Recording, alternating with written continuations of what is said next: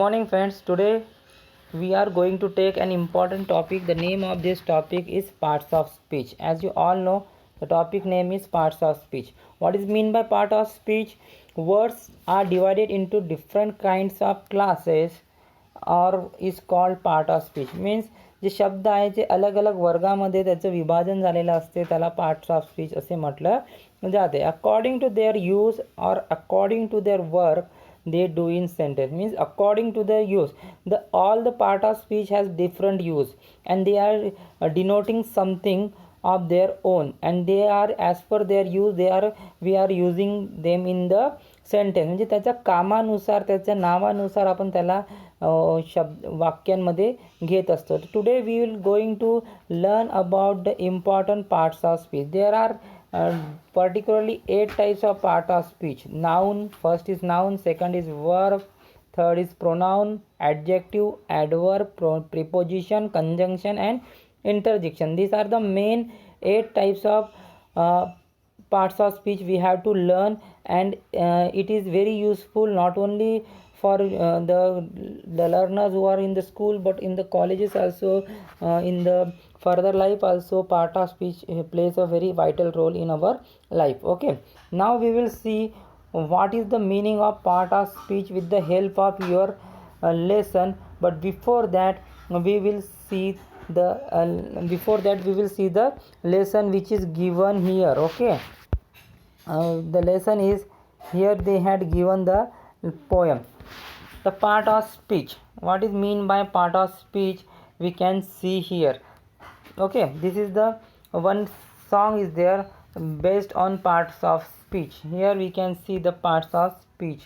Okay, now we will sing and we will try to understand the meaning of every. Here in the song, the song is written by unknown poet, and in the song they had described all the part of speech in a very effective manner. Okay, now we will see, and we will also take this part of speech in detail in the further lectures. But before that we will see the song here. Okay, so we can see here every name is called a noun, as field and fountain, street and town.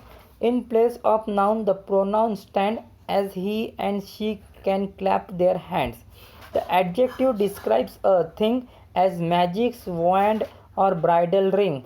The verb means action, something done to read and write, to jump and run. How things are done the adverbs tell, as quietly, slowly, badly, well.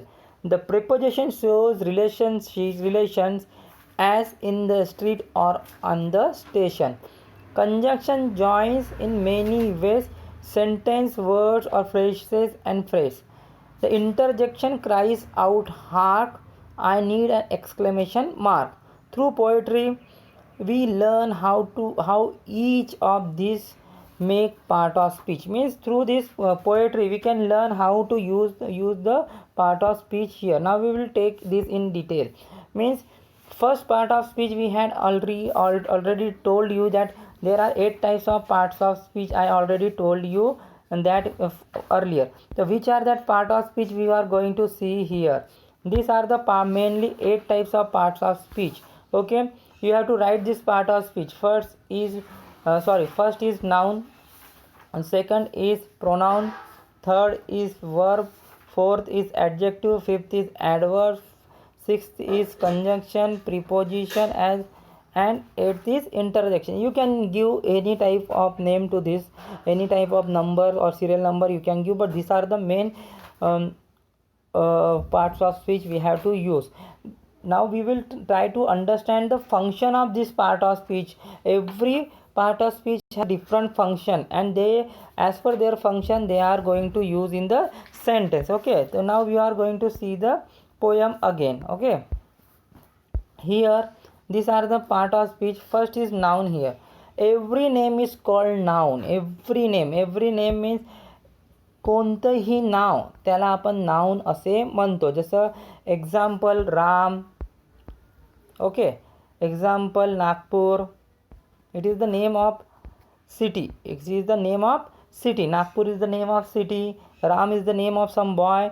It is a noun. Noun म्हणजे नाव. Noun म्हणजे काय होते? Noun. तर noun is a naming word. We can also tell the noun is a naming word.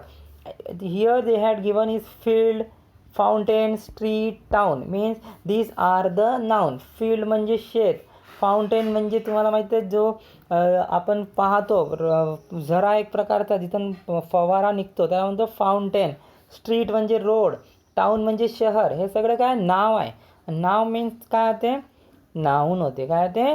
Noun. Noun is only not a, it is a naming one. In easy, if you want to understand, it is a naming one. Any kind of name, Ram, Sham, Rita, Sita or Nagpur, it is called noun. It is called noun. Second, we are going to understand pronoun.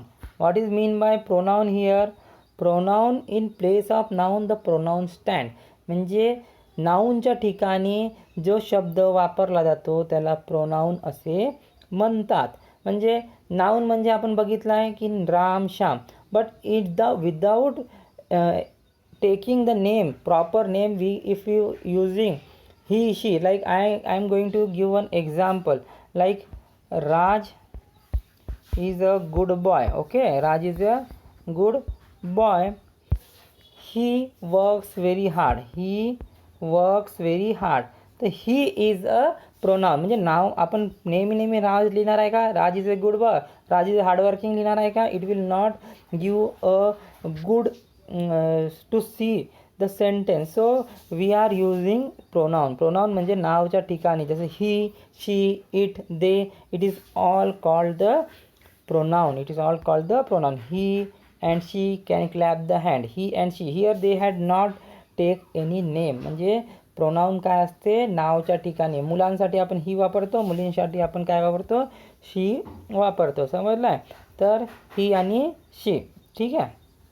Next, the adjective describes a thing as magic wand and bridal ring.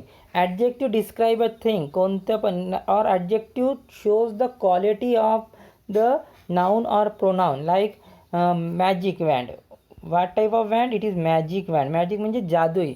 Ring, ring आहे, हे ring आहे पण कशी आहे? Bridal ring आहे, लग्नाची ring आहे. Means it shows the quality of the ring. It shows the quality of the ring. Ring आहे पण कशाची आहे? ब्रायडल. जसं आता मी एक एक्झाम्पल सांगतो की Taj Mahal is a beautiful place. Taj Mahal is a beautiful place. Beautiful, Taj Mahal कशाची क्वालिटी सांगताय? Beautiful. Beautiful is the quality of Taj Mahal. तर ब्युटिफुल हे त्याला डिस्क्राईब करताय म्हणून ब्युटिफुल हे आपण त्याला ॲडजेक्टिव्ह असं म्हणू. ठीक आहे. Then the verb means action. Verb always denotes action. Action म्हणजे काहीतरी घडलं असं.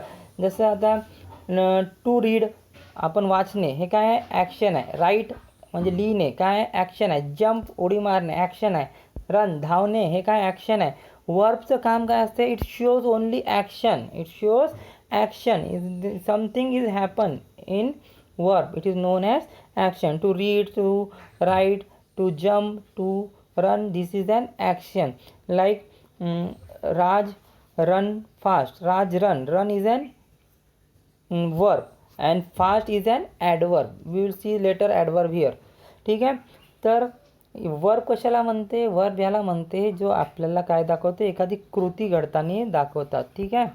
पुढे how things are done the adverbs tell. सगळ्या गोष्टी कशा घडतात ते ॲडवर्ब आपल्याला सांगतात. जसं आता मी सांगितलं Ram run fast. For example, Ram run fast. Ram हे काय? नाऊन आहे. नाव आहे ना, नाऊन झालं. रन काय आहे? धावणे. काय झालं? वर्ब. आता सांगितलं. ठीक आहे. फास्ट काय झालं? राम धावतो पण कसं धावतो? फास्ट धावतो. तर हे काय झालं? ॲडवर्ब झालं. काय झालं? Adverb. Means how things are done the adverb tell. म्हणजे गोष्टी कशी घडत आहे? स्लोली घडत आहे, क्विकली घडत आहे, बॅडली घडत आहे, वेल घडत आहे, फास्ट घडत आहे. ह्या सगळ्या गोष्टी म्हणजे तुम्ही कृती तर करता. Verb which show the action denotes by the verb. Verb कसे ॲक्शन करताय त्याचं ते दर्शवण्याचं काम कोणाचं असते? ॲडवर्बचं असते. ठीक आहे. तर इथं पहा तुम्ही कसं दाखवलं आहे? Quickly, slowly, badly, well. जास्त करून we can see For adverb you use ly at the end of the word. She works quickly. She sing slowly. म्हणजे ते कशी गाणं म्हणते हळूवार. सिंग म्हणजे ॲक्शन आहे, म्हणजे वर्ब आहे, आणि त्याला ते कसे करते स्लोली. तर ते याला आपण ॲडवर्ब असे म्हणू. Okay, next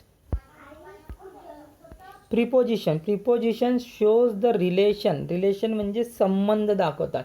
preposition, the word preposition only shows relation. What it shows relation. As in the street means in the street, कुठं रोडाचा, इन द स्ट्रीट रोडावर. ॲट द स्टेशन, कुठं आहे ॲट द स्टेशन, म्हणजे before the noun or pronoun preposition are use. म्हणजे noun किंवा प्रोनाऊनच्या अगोदर प्रिपोजिशन वापरलं जातं. ठीक आहे. तर preposition shows relation as in the street or at the station. ठीक आहे. याचं काम एवढंच असतं की काहीतरी संबंध, दोन जणांमध्ये संबंध दाखवायचं याचं काम असते. 4 and 4 मेक्स 8. अँड ते काय झालं, दोघांना मिळून काय झालं, and.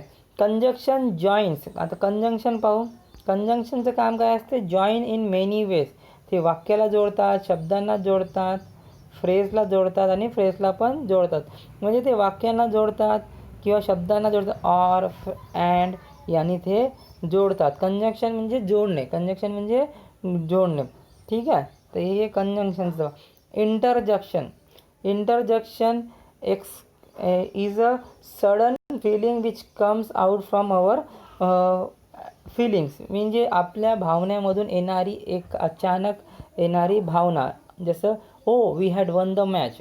We had won the match. आणि त्याला नेहमी एक्सक्लेमेशन मार्कनी दर्शवलं जातं. एक्सक्लेमेशन मार्क म्हणजे अशा पद्धतीने त्याला दर्शवलं जातं. ठीक आहे. तर this are the feeling you can use as a part of speech. In this poetry we had learned there are 8 types of parts of speech. Noun, the word noun म्हणजे नाम.